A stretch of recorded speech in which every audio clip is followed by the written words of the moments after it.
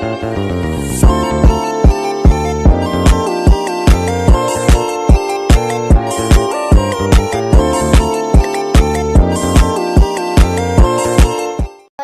warahmatullahi wabarakatuh. Perkenalkan, nama saya Neni Nuraini dari kelas 12 TKJ 3. Dalam video pembahasan kali ini, saya akan menjelaskan seputar tentang apa saja yang dipelajari dalam pelajaran Administrasi Sistem dan Jaringan atau ASJ dari kelas 11 hingga kelas 12 saat ini.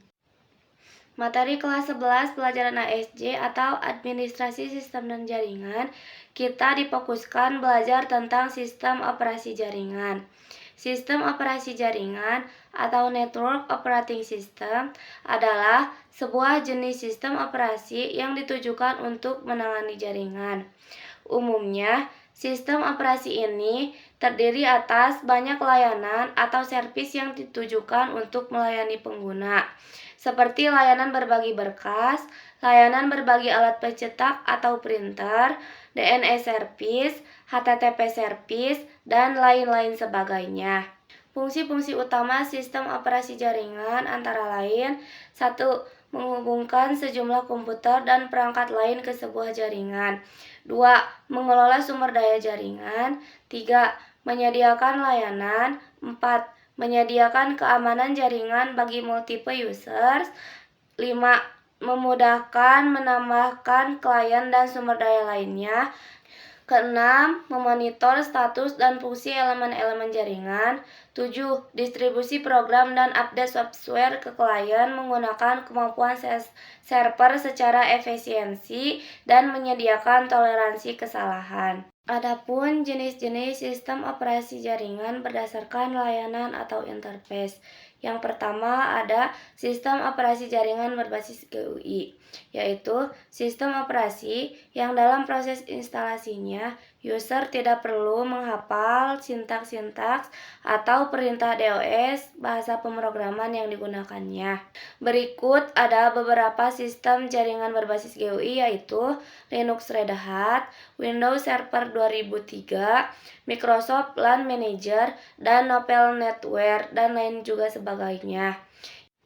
Yang kedua ada sistem operasi jaringan berbasis teks, yaitu sistem operasi yang proses instalasinya user diharapkan untuk menghafal perintah DOS yang digunakan untuk menjalankan suatu proses instalasi sistem operasi jaringan tersebut.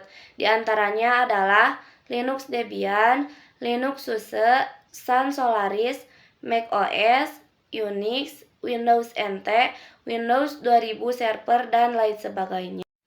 Nah, pada bab materi yang pertama ini, setelah kita tahu tentang apa itu sistem operasi, kita mulai mempelajari dengan basic atau kunci dari semua pelajaran ASJ, yaitu instalasi OS. 1. Materi tentang instalasi sistem operasi atau OS. Instalasi OS yaitu proses pemasangan sistem operasi pada komputer. Metode instalasi OS yang bisa dilakukan melalui jaringan server atau hard drive lokal. Metode yang paling umum adalah dengan menggunakan CD atau DVD. Langkah-langkah instalasi OS antara lain: 1. Memeriksa perangkat apakah memenuhi persyaratan sistem OS. 2. Membuat media instalasi OS. 3. Mengatur BIOS untuk sistem operasi yang akan diinstal. 4. Menginstal OS. 5. Mengkonfigurasi server untuk RAID. 6. Memperbarui driver dan sistem operasi. Fungsi dari OS yaitu mengelola memori komputer, proses-proses yang berjalan, serta perangkat lunak dan perangkat keras. Perbedaan antara instalasi OS secara upgrade dan custom. Pada instalasi secara upgrade, OS akan menggunakan partisi yang ada secara otomatis. Sedangkan pada instalasi secara custom, pengguna bisa menentukan partisi yang akan digunakan untuk.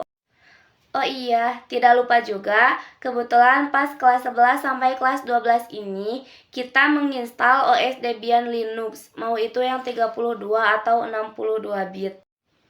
Setelah kita tahu cara penginstalan OS, pas kelas 11 kemarin, Selanjutnya dimulai dengan konfigurasi DHCP server. DHCP server atau Dynamic Host Control Protocol adalah protokol pengalamatan host secara dinamis.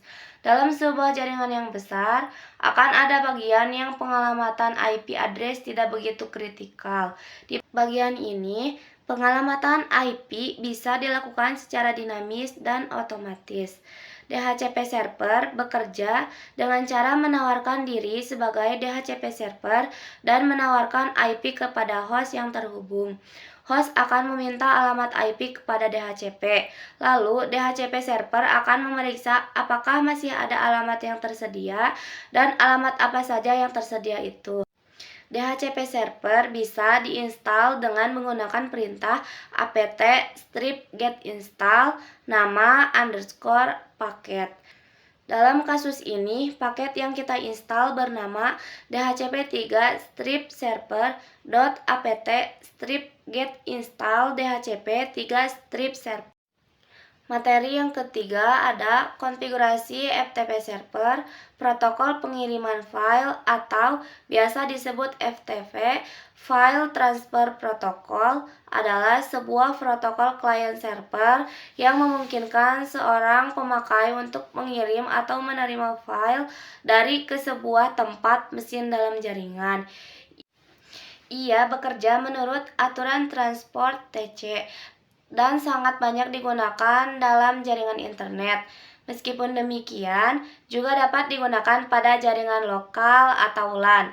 FTP menggunakan koneksi berbasis connection orientation, sehingga dari kedua sisi harus memiliki koneksi TCP atau IP. FTP menggunakan TCP sebagai protokol transport. FTP server menerima koneksi pada port 21 dan 20. FTP server menggunakan dua port yang berbeda.